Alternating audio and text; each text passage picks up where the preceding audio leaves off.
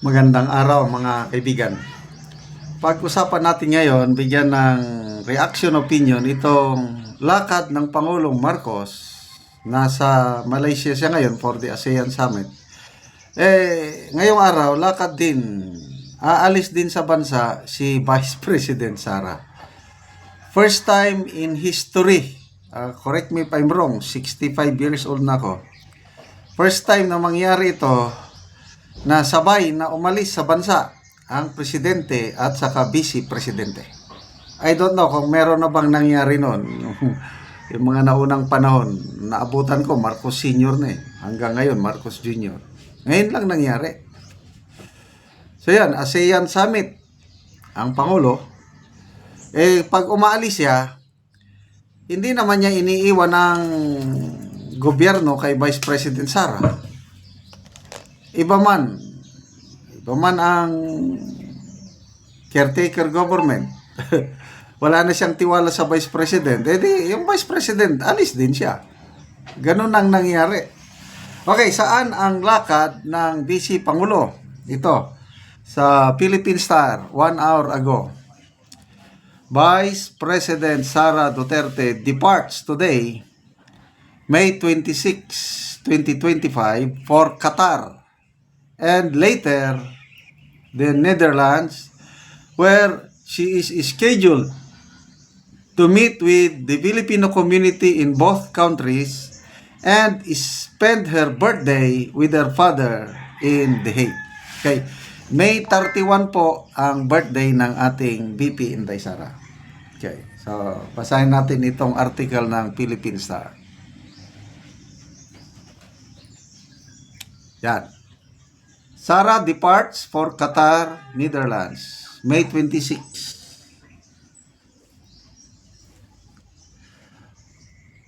So, Vice President Duterte departs today for Qatar and later the Netherlands, where she is scheduled to meet with the Filipino community in both countries and spend her birthday with her father in The Hague. Sigurado magiging bonggang birthday to sa The Hague.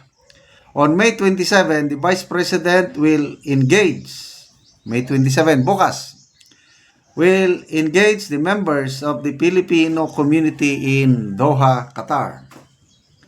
In the Netherlands, Duterte is set to meet with her father, former President Rodrigo Duterte, on May 30 and celebrate her birthday with him on May 31. Wow!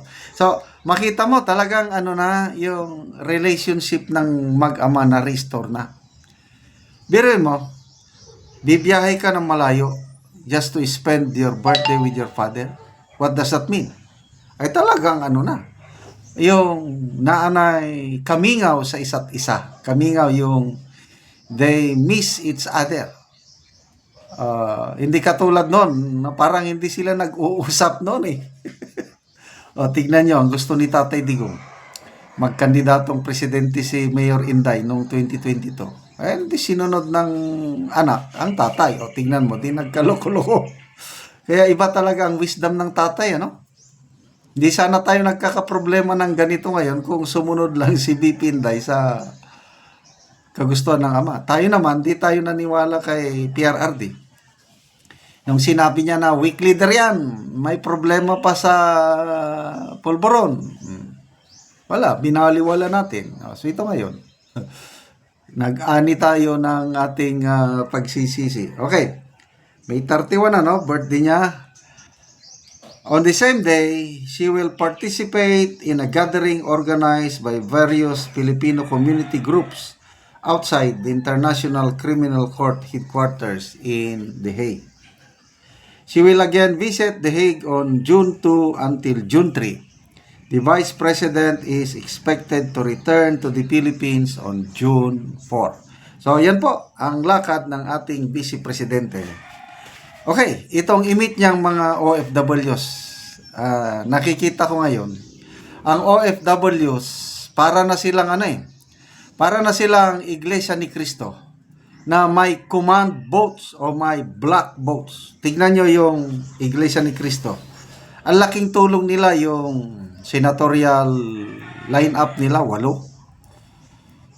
7 ang nanalo. Ibig sabihin, once na in-endorse ka ng iglesia, malapit ka na sa katotohanan, mananalo ka. So, isa lang ang hindi nanalo, si Bong Revilla lang. So, kung ang mga iglesia ni Cristo may command or black votes, OFW, meron na rin. Bakit?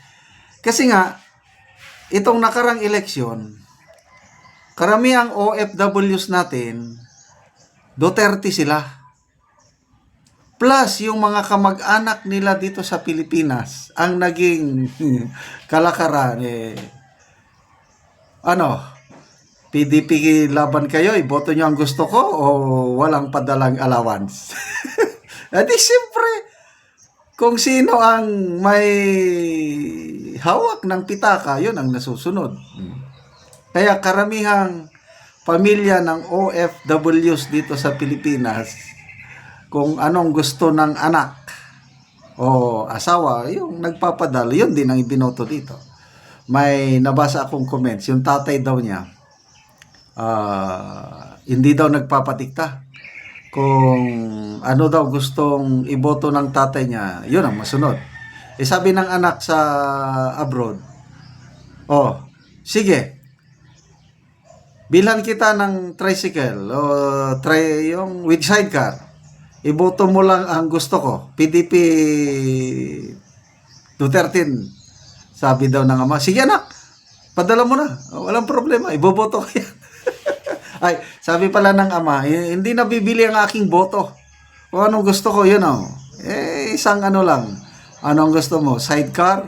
Motor sidecar? Or boto mo yung gusto mo? Ay, hindi. Sidecar. Gusto ko. So, yan na po ang power ng OFWs ngayon. So, it's good na as early as now, nakikita ko si BP Sara, sinisimulan niya na yung game plan niya para sa 2028. Sisimulan niya na yan sa OFWs. Insured na tayo sa Iglesia ni Cristo. Kasi nga, gumalaw ng Iglesia noon pa na wag ituloy ang impeachment. Nag-rally sila. Hindi sila pinakinggan. Ito, nakarang eleksyon, nagsalita ang Iglesia. Di panalo ang marami. So by 2028, nakikita ko na ang Iglesia, BP Sara yan, wala nang iba. Plus OFWs pa, iba ba? So, ito na. Bloodbath na talaga. Ang bloodbath, hindi lang yung impeachment trial. Dahil tapos ng impeachment trial wala na talaga silang kapanapanalo sa impeachment. Conviction, wala na. Talagang acquittal na yan. Kaya ang tutok ngayon is 2028. Good luck po, BP Inday Sara, sa iyong meeting with our OFWs, Qatar and the Netherlands. Okay, salamat mga kaibigan sa inyong pagsubaybay sa ating channel. Nakakatulong kayo ng malaki sa tribong Talandig ng Bukidnon dahil ang income natin sa channel na ito is pantulong sa tribo. Namimigay tayo ngayon ng libreng yero at pako para ma-repair ang sira-sirang bahay ng tribong Talandig. Meron din tayong livelihood assistance sa kanila, nagpapatanim ng saging lakatan. Panoorin nyo ang video na ito. Una namong tanom nga saging lakatan nga namong nga wala sukad ginaabunuhan. So tungod kay hinlo namong gyud tungod kay maayo ang yuta dinhi sa amoa. O karon atong bisitahon ang among tanom nga lakatan nga ginaabunuhan og karon mga dagko na gyud. Og karon mo na ni ang among saging nga ikaduha nga among tanom saging lakatan nga ginaabunuhan og karon mga dagko na gyud, hapit na pod mangunod tungod kay sige og kaabuno ani gawas nga padayon mi ani sa paghinlo, pag spray og pag-abuno. So dali ra gyud ni iya mangunod og mga dagko na gyud.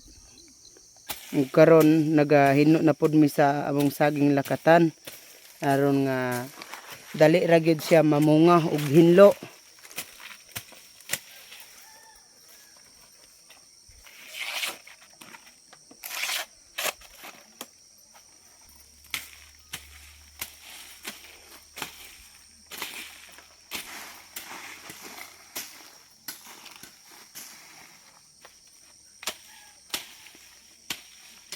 Og karon human sa among paghinlo nagaabuno na pod mi sa among saging lakatan. para gyud nga mas dali gyud mangunod.